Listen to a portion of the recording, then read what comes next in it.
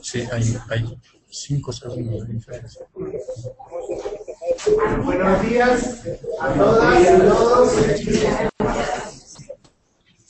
Creo que ya nos conocemos. No nos conocemos. Algunos no nos conocemos. Soy Alejandro Marina, soy sacerdote argentino. Estoy aquí viviendo hace un año y un mes, pero trabajando con Merinon y con el equipo Sevilla hace ya 6 años. Y colaboro en el equipo Sevilla en el programa de formación misionera internacional. Y bueno, a la mayoría nos hemos visto en marzo. ¿Quiénes están nuevos? ¿Tú? ¿Cómo te llamas? Maya. Maya, ¿de dónde eres? De los Estados Unidos. De Estados Unidos. Juanita, también de Estados Unidos. ¿Alguien más nuevo? Los demás. ¿Tú eres nuevo? ¿Cómo te llamas? ¿Y de dónde eres? Estados Unidos. Los demás sí estaban en marzo. Okay. Bueno, en esta mañana vamos a trabajar sobre los desafíos para la misión. Muchos y muchas de ustedes vienen aquí a estudiar español porque van a trabajar como misioneros, misioneras en algún voluntariado, ¿no? Y bueno, y vienen a aprender el idioma del lugar. Entonces, venimos de diferentes países, lenguas, culturas, costumbres y religiosidades, a insertarnos en un contexto particular, el de Latinoamérica, específicamente Bolivia en muchos casos, y en este tiempo. Algunos, quienes solo vienen a estudiar español, estudian español y se vuelven a Estados Unidos o a su tierra. Tú. ¿No? Algunos vienen para estudiar el idioma. ¿Quiénes se quedan aquí como voluntarios? Anita, Edith. ¿Quiénes? ¿Tú te quedas en América Latina? Where are you going to live? No, en español. En español. ¿Dónde vas a vivir? Todavía no sé. Muy bien. Bueno, ¿quiénes son sacerdotes? ¿Sacerdotes? ¿Sacerdotisas? ¿De dónde? Bueno. La primera que conozco.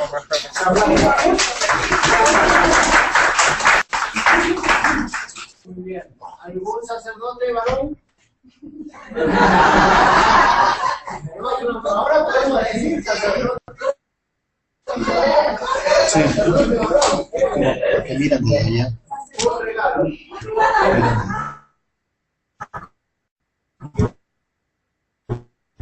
Religiosas, monjitas, hermanas, pero no monjitas. No soy religiosa. No, sí. Es verdad.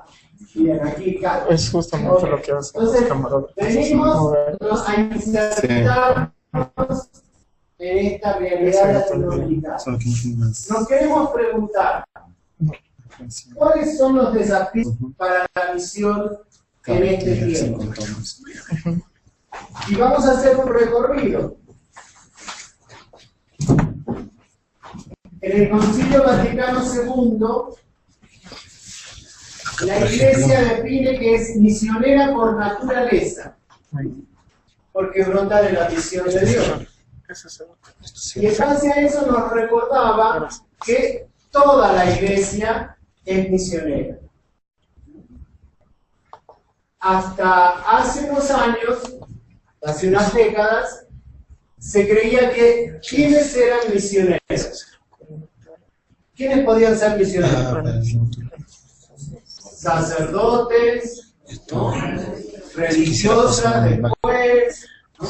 Y hace muy poco que laicos, laicas pueden ser misioneros, ¿no?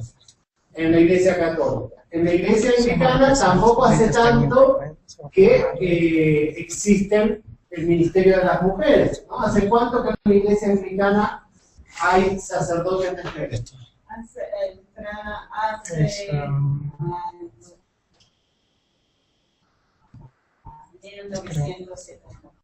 En el 70, ya hace alrededor de 50 años. Bien.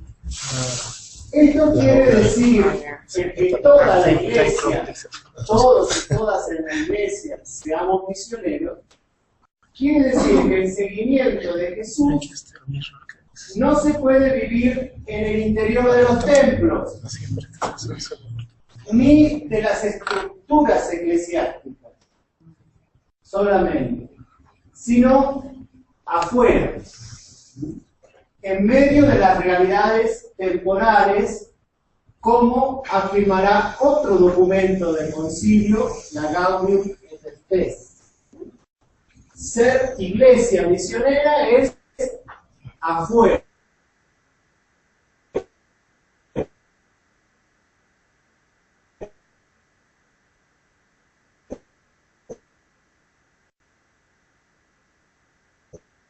En la realidad del mundo. Otro documento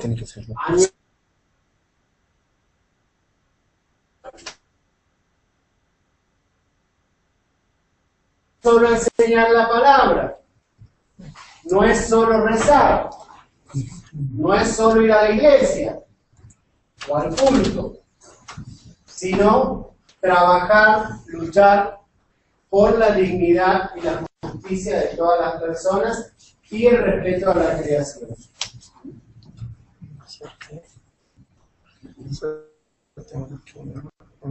Cuando reflexionamos en América Latina lo que significaba lo del Evangelio Luciani, entendimos que este trabajo de evangelizar era un esfuerzo liberador destinado a la transformación de toda estructura injusta y de todo aquello que oprime a la humanidad. Muchas dieron su vida por esta causa en nuestro continente. ¿Se entiende esto? ¿Se entiende? Más o menos. Que esté listo. Evangelizar en América Latina es defender la justicia, promover la dignidad, luchar contra todo aquello que oprime a la mujer. Esto es lo que entendemos los latinoamericanos y latinoamericanas cuando hablamos de evangelizar. Y muchos dieron su vida por esta causa. ¿A quiénes conocen que murieron por defender la justicia en América Latina? ¿Conocen a alguien? Luis Espinal, Romero, ¿quién más? El país de Chile, jesuitas, en El Salvador, la laica de México, religiosa. Muchos y muchos han dado la vida por defender este proyecto de Jesús. Dorotea, las monjas francesas de Argentino. Hay un montón de laicos, laicas, religiosas, sacerdotes, ¿no?, que han dado la vida por este proyecto. Por otro lado, vemos hoy que la realidad es mucho más compleja de lo que pensábamos hace algunas décadas, ya que nos encontramos en un cambio de época tan profundo que no puede compararse con los cambios vividos en otras épocas. ¿Esto se entiende?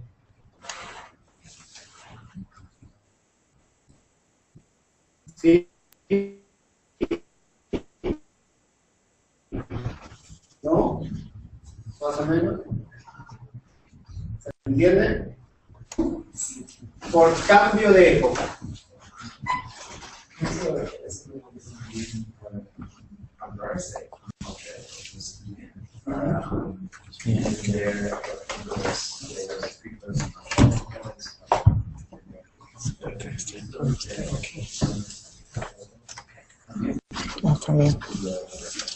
Es muy importante porque la historia nos ayuda a entender el presente. Ahora, cuando uno mira el presente, se da cuenta que los cambios son muy profundos a comparación de otras épocas. Si uno mira, por ejemplo, nuestros padres, papá, mamá, han vivido en un mundo muy distinto. Y si yo miro a mis sobrinos, porque no tengo hijos, a mis sobrinos, viven en otro mundo totalmente distinto.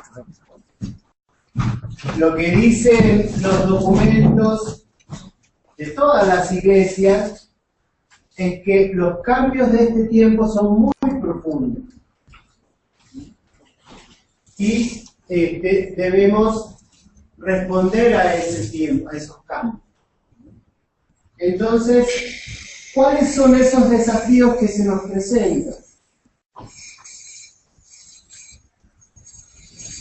El primero, volver a las fuentes, al origen, a lo fundamental.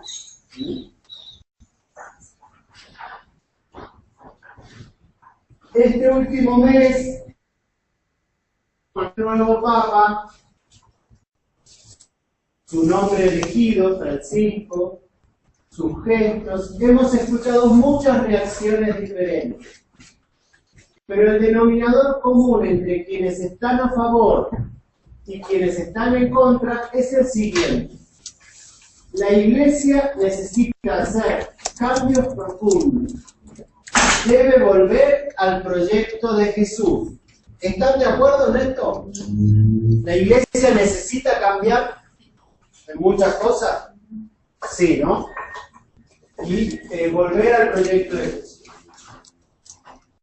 Esto puede significar diferentes cosas para los que provienen de comunidades más conservadoras o para los que vienen de comunidades más progresistas. Pero el proyecto de volver al sueño de Jesús es fundamental. El primer desafío para cristianos y cristianas de cualquier denominación en el mundo entero y especialmente en América Latina es volver al Evangelio. Volver a la propuesta de Jesús. El documento de Aparecida dice que en el continente latinoamericano, el continente más cristiano, es el continente de mayores injusticias. Qué contradicción, ¿no? Somos países cristianos, Argentina, 90% bautizados, pero ya saben cómo somos los argentinos, ¿no? Y todos los líos que tenemos. Bien. Segundo desafío. Una iglesia de los pobres para los pobres. Esta ha sido la propuesta del Evangelio y también la que Latinoamérica había asumido en su teología y en su práctica. Los procesos eclesiales de las últimas décadas han hecho que nos fuéramos olvidando de esta opción muchas veces. ¿Recuerdan quién es Juan 23? El Papa Juan 23. ¿Recuerdan? es el que convocó al Concilio Vaticano II, con todas las iglesias. Y ahí se proponía abrir la iglesia al mundo. Y el sueño era una iglesia de los pobres. Hoy, este Papa Francisco vuelve a decir: quiero una iglesia de los pobres para los pobres. Y nos remueve, ¿no? Nos recuerda qué es lo propio del Evangelio: una iglesia pobre, una iglesia al servicio, ¿no?, de la humanidad, una iglesia que esté atenta a las necesidades más profundas de la humanidad. Y ese es otro desafío que tenemos: volver a ser una iglesia pobre para los pobres.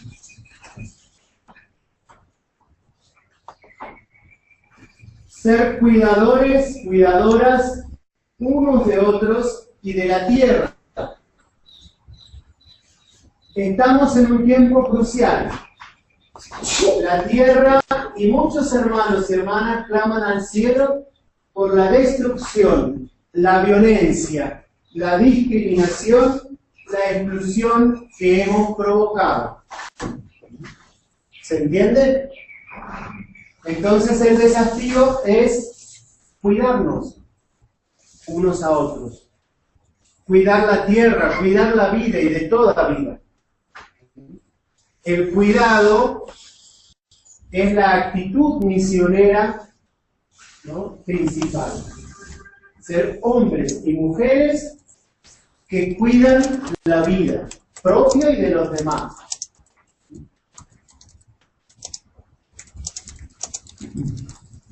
Intuitivos, intuitivas ante los procesos de nuestros pueblos. La verdadera sabiduría necesita de la capacidad de intuir, de sentir, de percibir los cambios en nuestra sociedad y en la historia. En medio de lo confusos que son algunos procesos, estamos llamados y llamadas a discernir lo nuevo que se va gestando en medio nuestro. Esto quiere decir, como iglesia, como misionero, como comunidad, puedo tener un proyecto armado, empaquetado, ¿no? Yo vengo a hacer esto. Tengo que estar abierto a la realidad, a los cambios, ¿no?, a las necesidades de las personas. Por ejemplo, de lo que ustedes van conociendo en el poco tiempo que están aquí, ¿qué procesos del pueblo les ha llamado la atención? Procesos políticos, procesos religiosos, algo que les haya llamado la atención.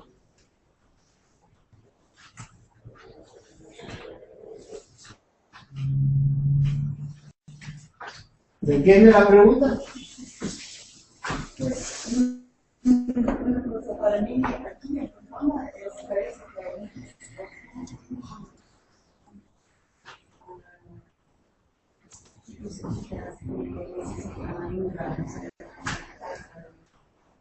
Que ha llamado la atención la cantidad de huérfanos y de niños, niñas, jóvenes que necesitan, ¿no?, una ayuda especial, un apoyo. ¿Quién más? La cultura del machismo y el tratamiento de mujeres. El machismo y el trato hacia la mujer, la violencia contra la mujer, no todo lo que implica, ¿no?, eso ha llamado la atención. ¿Qué más? De los bolivianos que están aquí, bolivianas, ¿qué procesos ustedes sienten que son fuertes, más allá de que uno los entienda o esté de acuerdo, ¿no?, pero que influyen en nuestra realidad y mismo en la fe y en la enseñanza, en todos los aspectos, ¿no? ¿Qué procesos descubren ustedes como muy fuertes en este tiempo, por ejemplo, en Bolivia?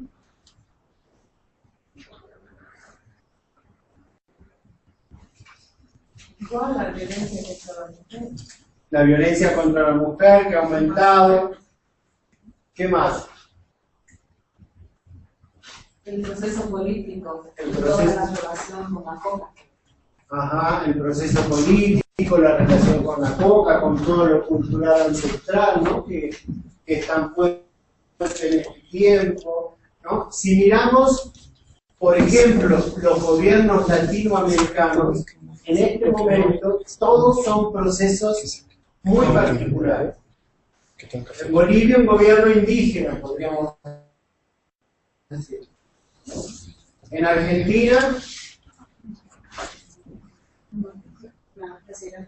una mujer, ¿eh? Lo mismo en Brasil. Un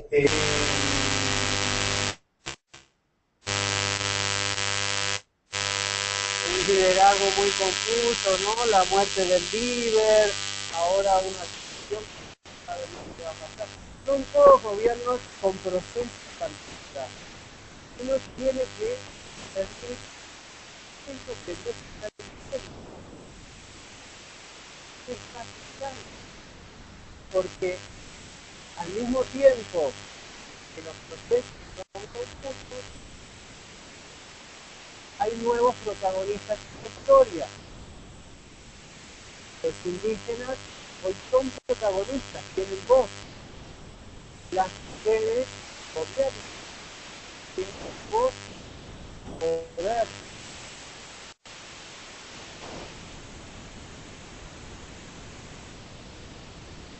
Todo esto de liderazgo nuevo. Entonces hay que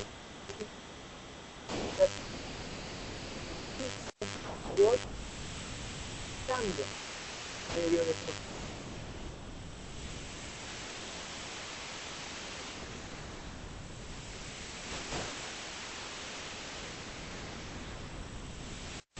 Desafío económico, psicológico,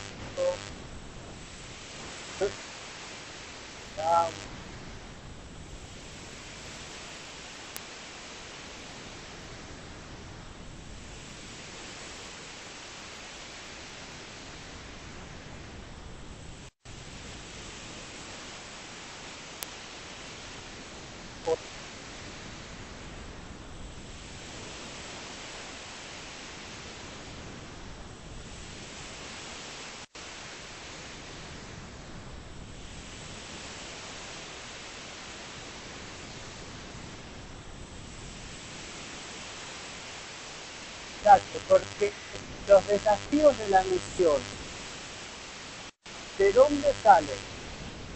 ¿Del catecismo? ¿De la Biblia? ¿De la realidad de la y de la tierra?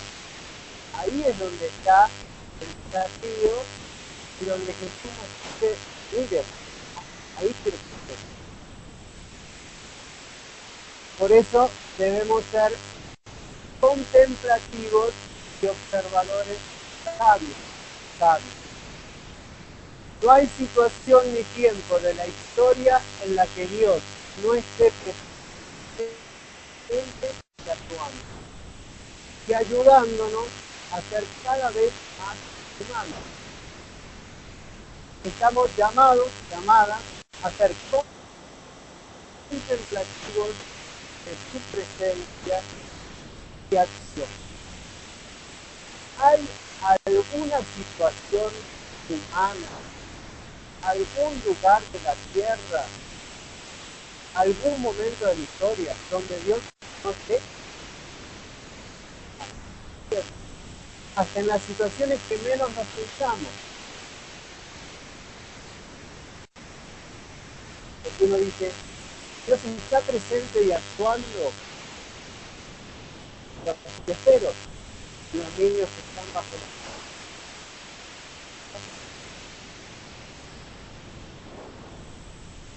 está presente en los distintos grupos que van saliendo a la luz. Y con los movimientos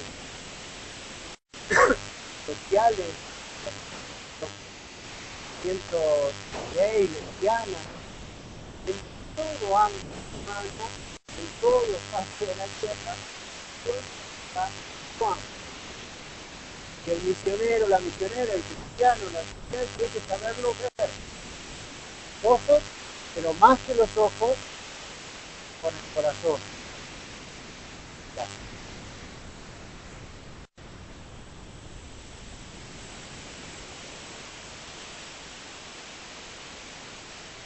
Otro desafío es estar en diálogo y junto a los protagonistas de la historia. Hoy aparecen en escena sujetos que hasta hace muy poco estaban invisibilizados.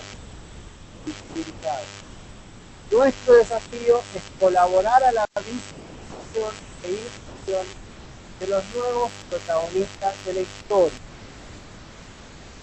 Se entiende que es visibilizar, hacer visible. Quienes estaban o están aún invisibles en nuestra sociedad, especialmente en la iglesia. Las mujeres, ¿quiénes más? Homosexuales, pobres, indígenas, personas divorciadas, vueltas a casar,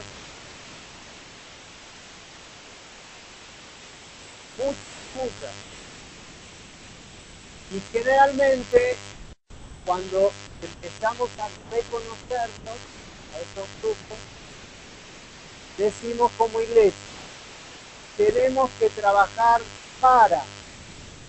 que tenemos que dar lugar a la mujer. Nosotros le damos lugar a la mujer. Tenemos que trabajar para el pobre. Pobre ahí, soy iglesia aquí. ¿Cuál es la propuesta misionera?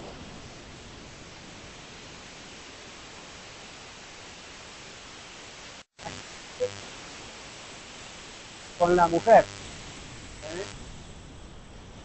con pobres, con gays, con lesbianas, con indígenas, con etcétera, etcétera. Con, no solo para, no solo hacer.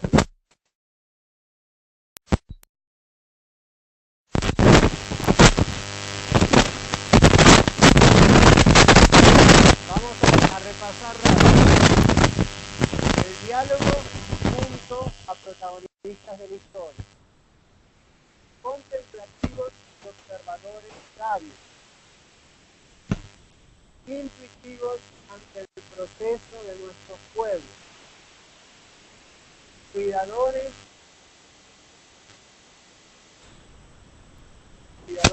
unos de otros y de la tierra. Una iglesia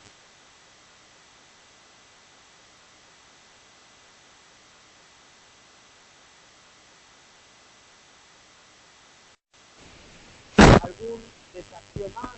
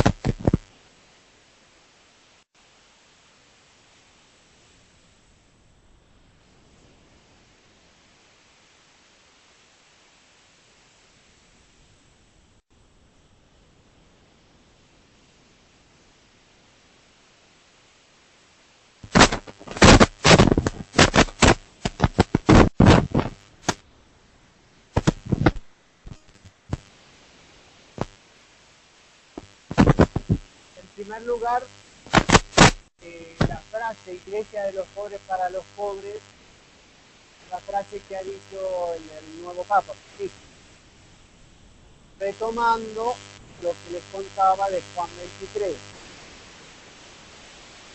Ahora, ¿qué implica esta Iglesia de los pobres para los pobres? Yo creo que tiene mucho que ver con volver a lo original, al Evangelio, a lo que hizo Jesús. En lo concreto, no es tan fácil saber qué significa, porque, por ejemplo, podría significar que entonces Merinos venda todo esto y se vaya a una casita a la zona sur.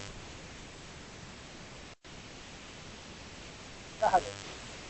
Eso implicaría, por ejemplo, no más profesores, no más alumnos, no más servicio, ¿no? De formación misionera, entonces, no siempre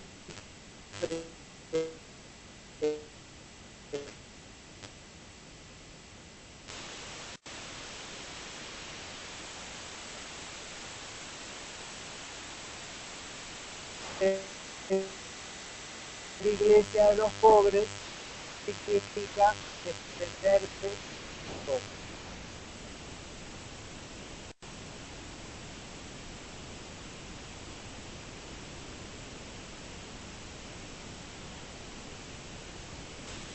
Aislada,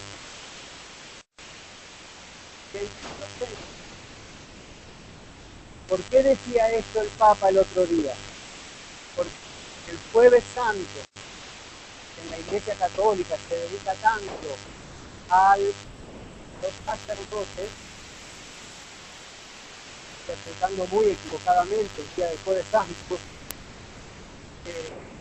Él decía, los sacerdotes tienen que estar en la periferia, tienen que estar afuera, en la frontera, periferia. ¿Entiendes? Pregunta.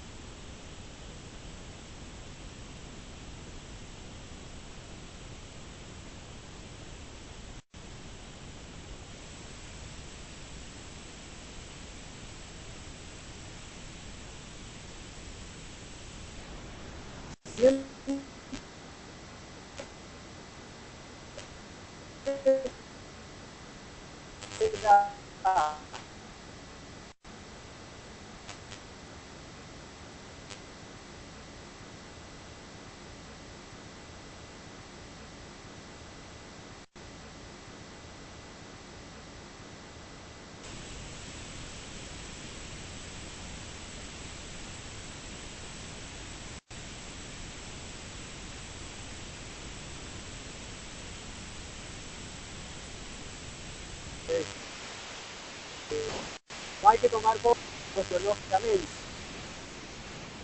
pero sí evangélicamente desde esta clave, desde aquel que es invisible, excluido, ese debe ser protagonista de la iglesia y de la vida. ¿Entiendes?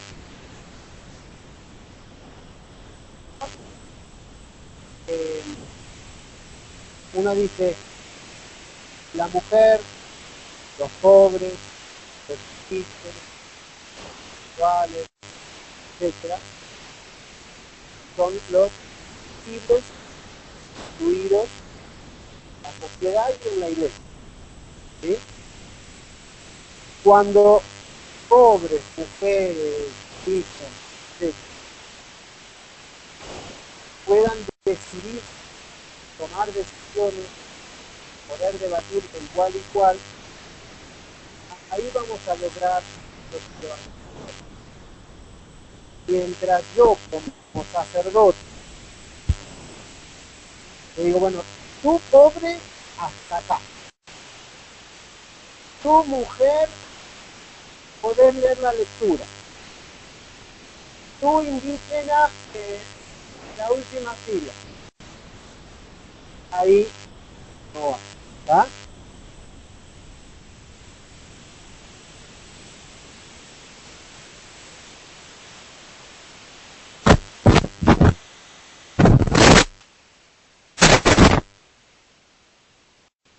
Bien, ¿algún otro comentario?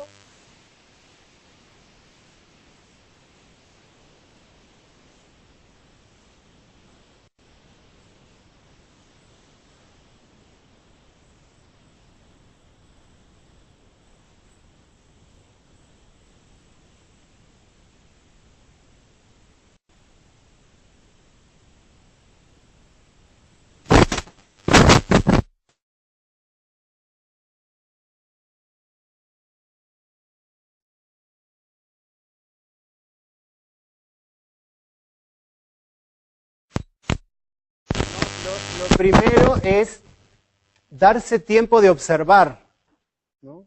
Cuando yo quiero, por ejemplo, saber qué es lo que ella piensa, cree, siente, vive, ¿no?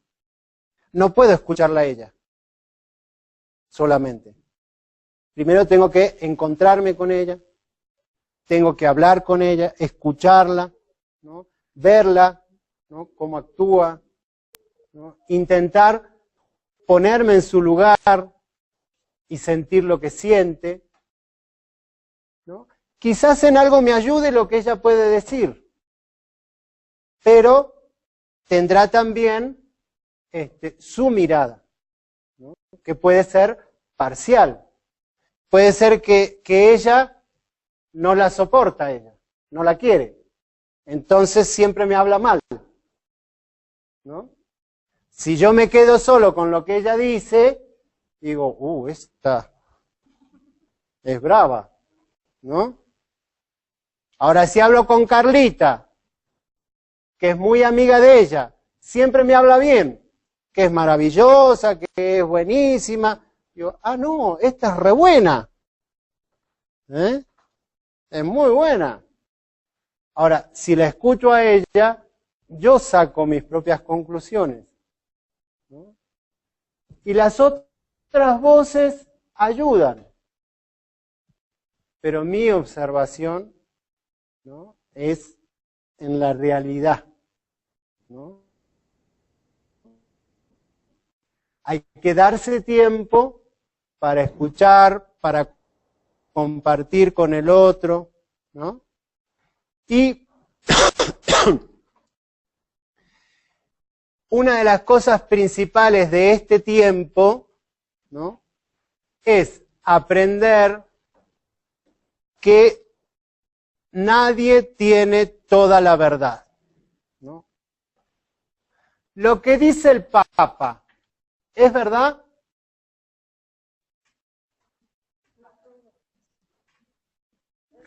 No es toda la verdad, ¿no? Incluso uno puede estar en desacuerdo con lo que diga el Papa. Sí, perfectamente, ¿no? ¿Hay alguien en este mundo que tenga toda la verdad?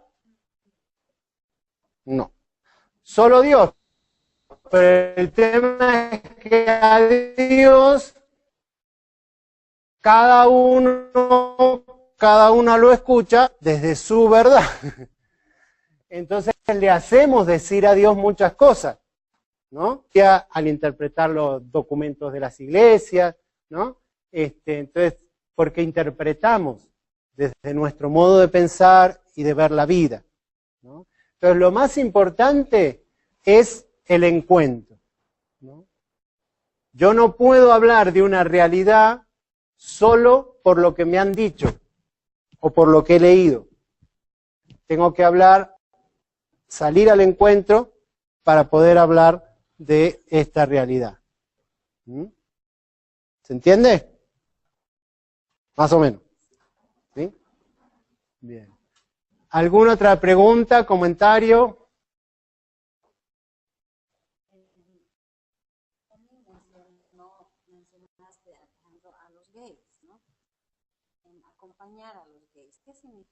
acompañar. No tanto acompañar, sino, en primer lugar, reconocer que hoy son protagonistas de la historia, al igual que decíamos de las mujeres, que decimos de los indígenas.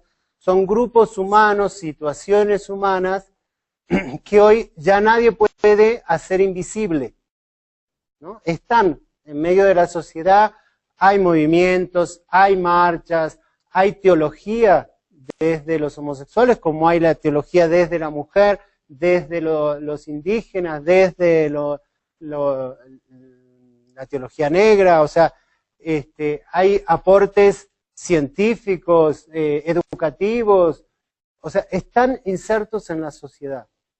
Y no podemos desconocer que están, ¿no?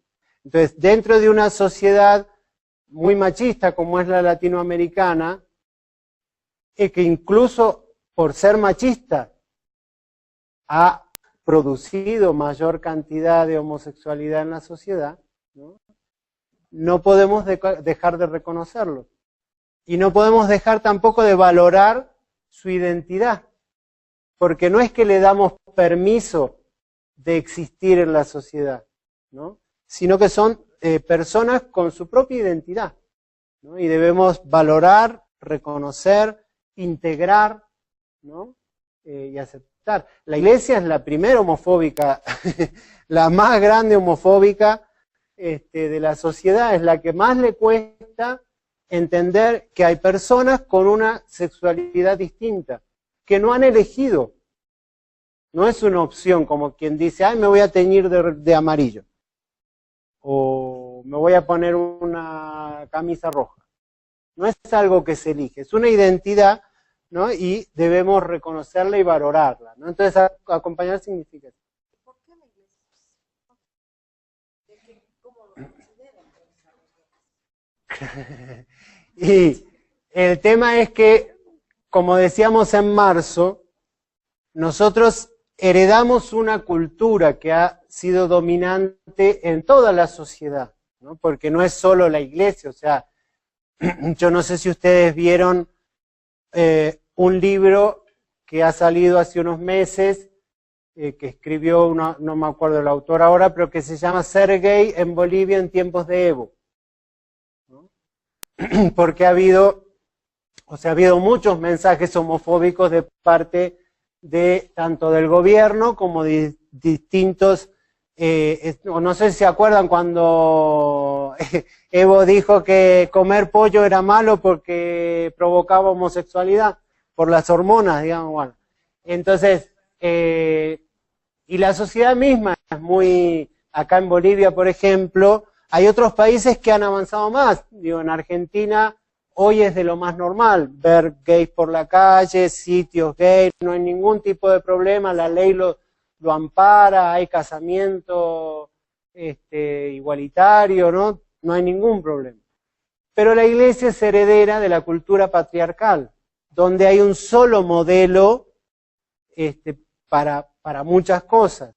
Por lo tanto, en cuanto a antropología, solo existe varón y mujer. Y la unión solo es posible entre un varón y una mujer, ¿no? Y es posible para tener hijos y digamos, y que prospere la humanidad, ¿no? Entonces, comprender, por un lado, que la relación entre seres humanos no es solo para procrear, sino para amarse, acompañarse, tanto varones y mujeres como otros, ¿no? Pero hablemos de varón y mujer. Le ha costado mucho a la iglesia. Recién hace poco tiempo que incluyó dentro de la pastoral matrimonial el saber disfrutar, compartir, gozar. Una palabra que aún hoy sigue siendo prohibida, entre comillas, ¿no? Pero en el lenguaje cristiano es el placer, ¿no? El placer está mal, ¿no? Y yo cuando me como una torta rica siento un placer sin ningún tipo de culpa, ¿no? Pero cuando se trata de placer sexual, ahí es más difícil, porque tenemos cargado acá que está mal, que solo en el matrimonio legal con papeles, ¿no? Y abierto a tener hijos es posible ese placer, ¿no?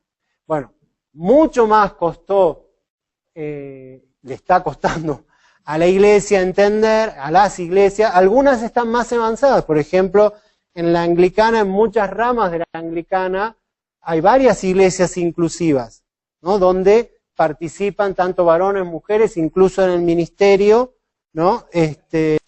¿Cómo? Soy luterana, hace 3 años que nuestra iglesia, incluso todos en el ministerio también, eso es muy nuevo para nosotros, hace solamente 3 años que un sacerdote, sacerdotisa pueden ser que quienes gay pueden ser en una relación también, y eso a cambio muchos años para trabajar, y creo que la primera cosa es que necesitaba invitar a conversación, porque antes pues tengo amigos y amigas que están afuera de la iglesia ahora porque eso, estaban teniendo una vocación para ser sacerdote, pero no podían practicar, o podían practicar en algunos lugares más salvados, ¿sí? Sí.